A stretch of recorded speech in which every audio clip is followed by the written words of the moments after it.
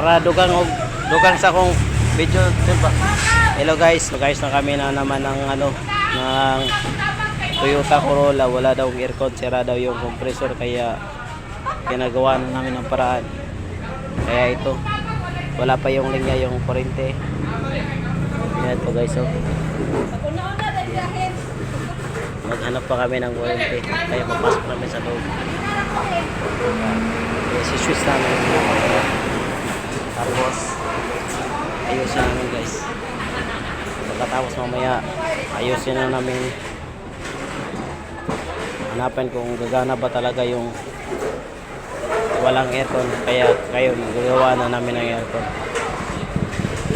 Toyota Corolla, wala pa tong wiring guys, hanapin pa namin ito guys.